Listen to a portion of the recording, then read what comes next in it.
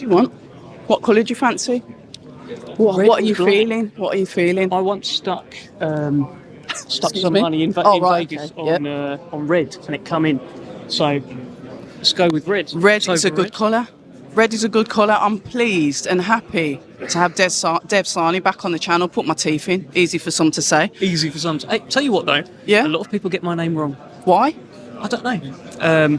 Dav, Div. Behave. So There's no diviness here.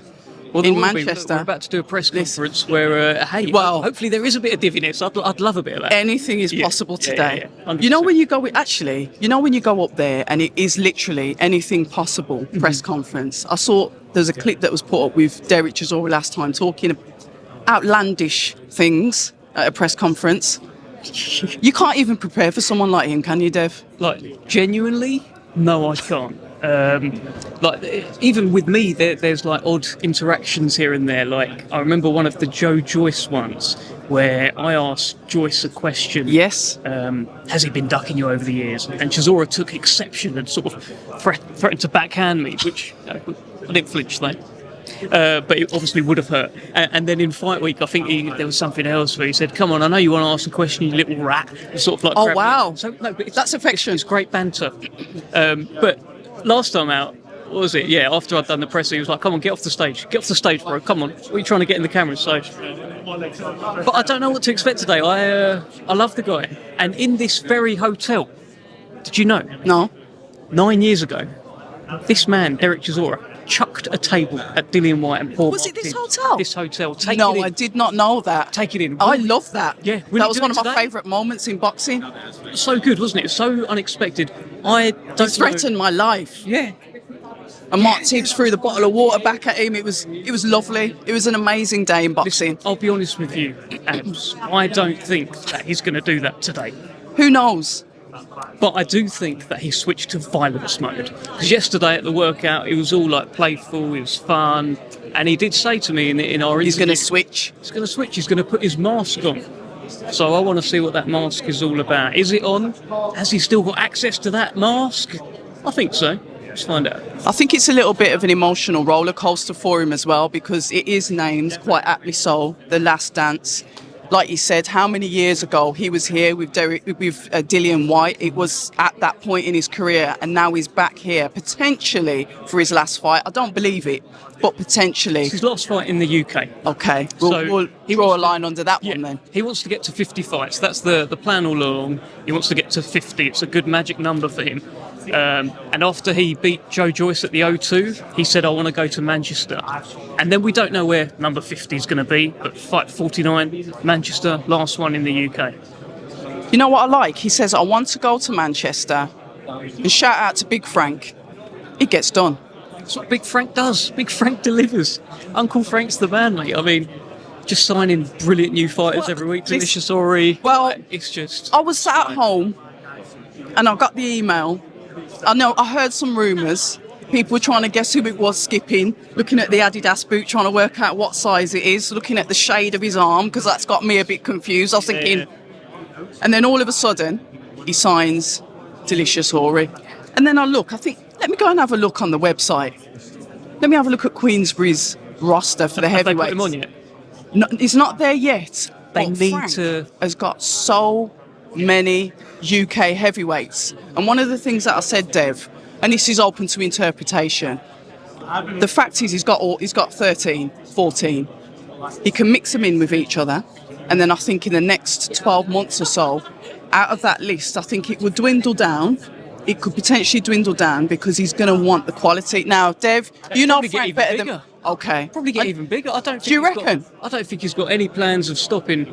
And it's if you are a heavyweight who means business. Means who business. wants What to does go- means business? All right, break that down, because a lot of people talk the talk, but do they mean business, Dev? Do you want to go places? Do you actually want to get to the top of this sport? Delicious Ori wanted to win an Olympic gold medal. He couldn't do it. Hugely disappointed. He wants to become a world champion. He can do it, and he's in the right place to do it. So, listen, if you want to be developed, if you want to be promoted, if you want your story told, if you want to be matched correctly, he's in the right place. roadmaps, destinations, and getting people in line for that. This has now turned into an eliminator fight. Once again, Frank has strategically placed his heavyweight, which is Derek Chisora on this occasion, to potentially go for a world title shot, should he come through, or put him in at least higher in the rankings to get that. Frank Warren and strategies, I'm not asking you to speak for him. However, he's quite good at manoeuvring and putting people... He's good on the chessboard is what I'm trying to say. On the chessboard. And this is not a Frank Warren Queensbury sales pitch. It's what I'm watching, it's what I'm learning, it's what I'm seeing. You can see it. He's been doing it for years. You look down the rankings, you see fighters picking up belts and being matched correctly and being manoeuvred, and no one does it better. And we're seeing that again.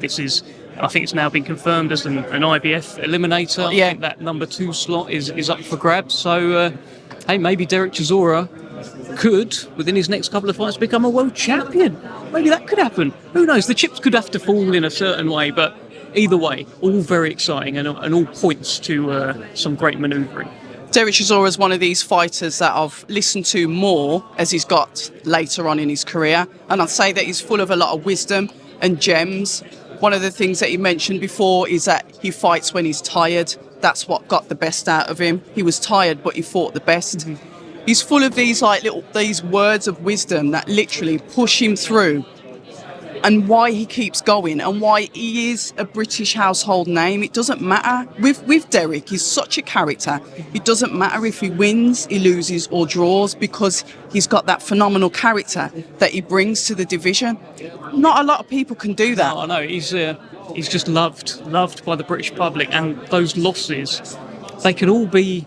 It feels like there's like an asterisk with all of them. Yes. Like there's caveats. You look at the Ajit Kabayao. Look at what Kabayao is doing now. You look at Usyk. He gave Usyk hell.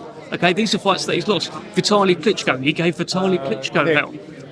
It feels like Tyson Fury in fights 2 and 3 was clean and clear of Derek. But other guys, even when he fought Parker, he had Parker over in the first round. Oh yeah, I remember that. Things like this has happened. He's just beaten Joe Joyce. You think back to somebody like Robert Helenius. We know that he actually won that fight.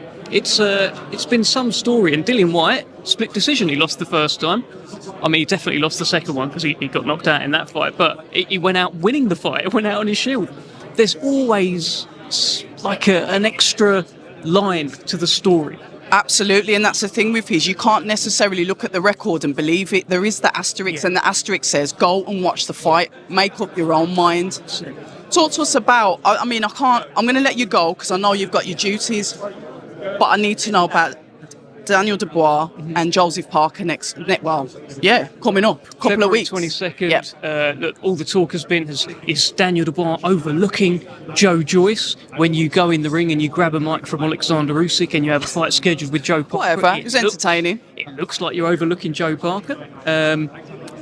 But I think this actually points to the new showman that is Daniel Dubois, where he's understanding more how to become a commercial megastar and not just a boxing megastar. And you have to make certain moves at certain times. I don't think he's overlooking Parker, and that means we've got a tremendous fight. Do you think he's going to have the same seek and destroy attitude? Because I've always said both Daniel Dubois and Joseph Parker are the most improved heavyweights, and I'll stand on that.